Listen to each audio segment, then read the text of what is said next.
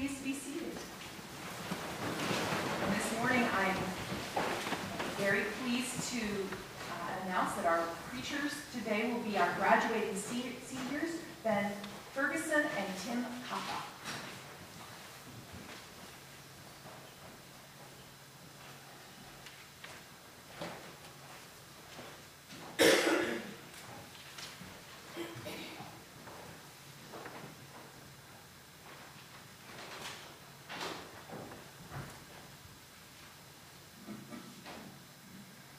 St. Paul's has been a part of my life for about 13 years.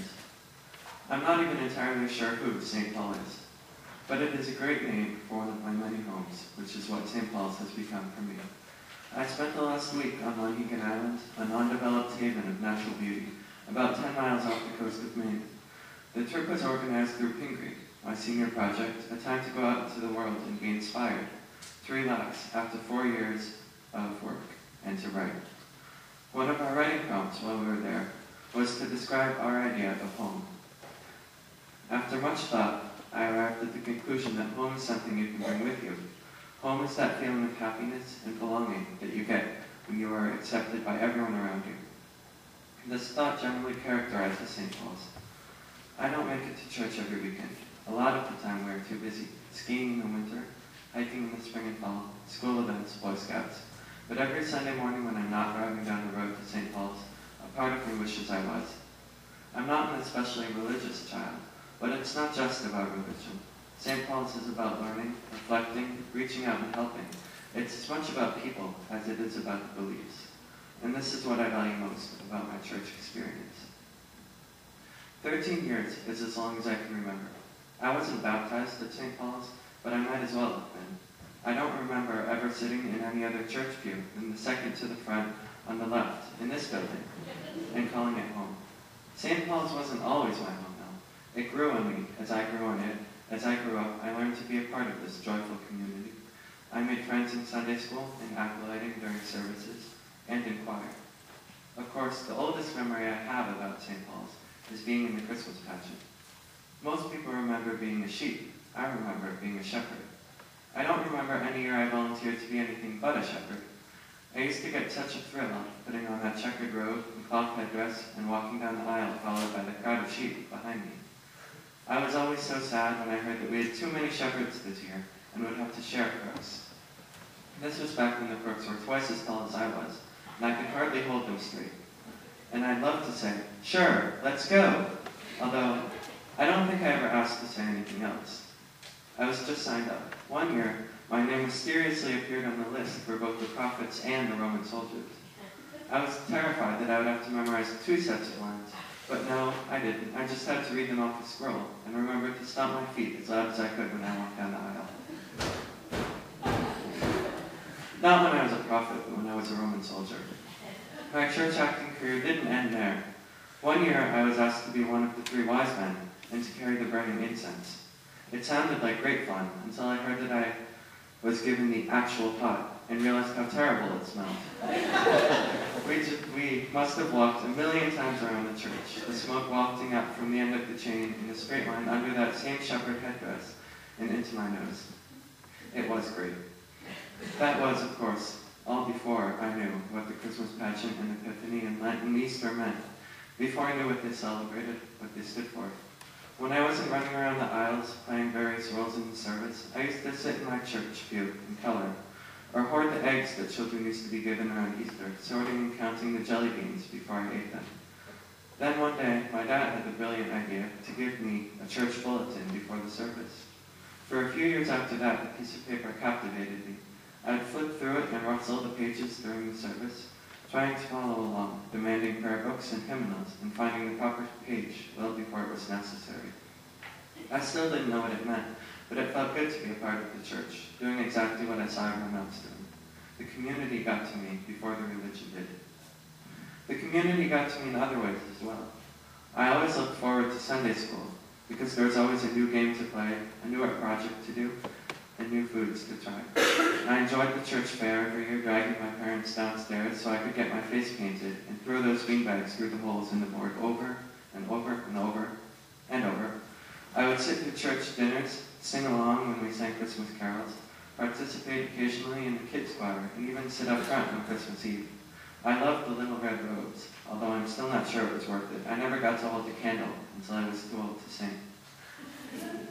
And slowly, I moved up through the ranks of childhood. One day I decided that since I was 1.5 feet taller than anyone else in the children's choir, it was time to move up to the adult choir. And so for nearly half a year, my mom and I attended Thursday night choir rehearsals. It was the first time I ever sang in a choir, the first time I ever sang harmony, and the place I learned to love singing. Now I am a member of my school's a cappella group.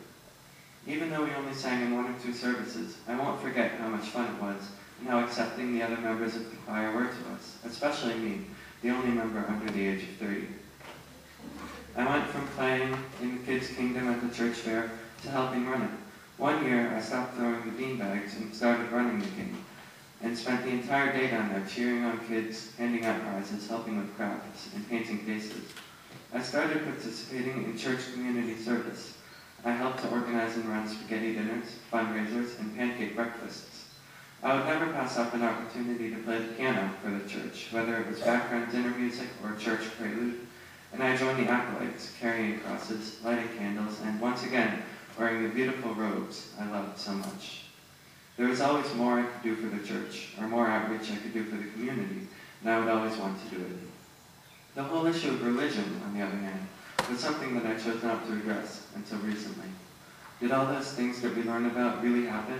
Or are they just stories? In today's world, it seemed unlikely. It was even harder to believe when I found out that I was the only one of my friends who went to church. One of my friends loves to tell a story from when I was in elementary school. We were sitting in the cafeteria eating lunch, and somehow the topic of religion came up. He was Jewish, but claimed not to believe in anything, to which I responded in total seriousness, "You're going to hell because you don't believe in Jesus." I know now that this is not true. If it was, it would be entirely against my idea of a church being an accepting home. But I said it because I was innocent. I was naive. Later I started to doubt the Christian beliefs. But recently I realized that even if what the Bible says isn't true word for word, there are other ways to interpret it. The Bible is full of lessons. Lessons about humanity, lessons about how to live your life. Let's for a minute assume that heaven doesn't actually exist. Does that mean we can go out and be mean to others, steal, kill, and stop being the wonderful people that we are? Or should we still live our lives the way we do, knowing that God is watching? Hopefully you all chose the latter. That doesn't mean that I don't believe in all of the Christian stories. I do. It's just that I think we get more out of them if we think about them as metaphors, guidelines to live our lives by, morals. And then one day in my Christian career, something amazing happened. It was during the Palm Sunday service, and we were reading the Passion, the yearly tradition which I so loved. I was following along in the story, listening and learning, trying to get as much out of it as I could. And then we came to the part where the congregation stands up to sentence Jesus to his death, where we all asked for him to be hanged. I read the lines, and then suddenly felt an aching feeling in my heart. How could humanity be so cruel, so heartless, so mean, to wish for the death of someone who had done absolutely nothing? It was possibly the greatest example of human cruelty I had ever heard, made infinitely worse by the fact that it was being acted out, and that we, the congregation, were the ones asking for the murder. The story is so raw, I couldn't believe that anyone would do that. Reaching up to my cheeks, I found tears, and I sort of looked around the congregation and hoped no one was watching. I didn't see any tears on anyone else's face, but at that moment, I realized that the story must be true. It seemed so real when it was being read, so realistic, able to evoke tears, and I transcended to a new level of Christianity. And then again on Christmas Eve, when the lights went out and the candles were lit, again I felt the tears. It is so joyful, so much emotion, the polar opposite of the Easter story. The atmosphere in the church, so many people, all the peace and love, the feeling that everything will be okay. If you only go to one church service in your life, go to a candlelit Christmas Eve one, you won't be able to stay away. This is the part where I thank all of the people who made my time at St. Paul so wonderful. First and foremost, I must thank my parents. They are the ones who forced me to come to church services when I was young, who gave me that first bulletin and started me in Christianity. I still remember that time when I was young enough to need to be given Baptist, when my dad spent the entire time teaching me Old Hundredth so that I would be able to sing along on Sundays. And whenever I say peace be with you during a church service, I will think of my mom's smiling face as she leans over to kiss my cheek. Thank you also to Miss Schotter and Miss Johansson, the best Sunday school teachers ever, and to Mr. Daly, the first reverend I can remember, and Miss Stephanie, who asked me to speak today. And now, as I stand here in front of all of you, at what is the last church service I will attend before going off to college, I know I will be back, hopefully on Christmas Eve. My last thanks goes to all of you, everyone who's been part of my church family, friends from Sunday school, people I've talked with during coffee hour, made music with. You are all what makes St. Paul's the special place it is, and I know that I will see you again forever and ever. Amen.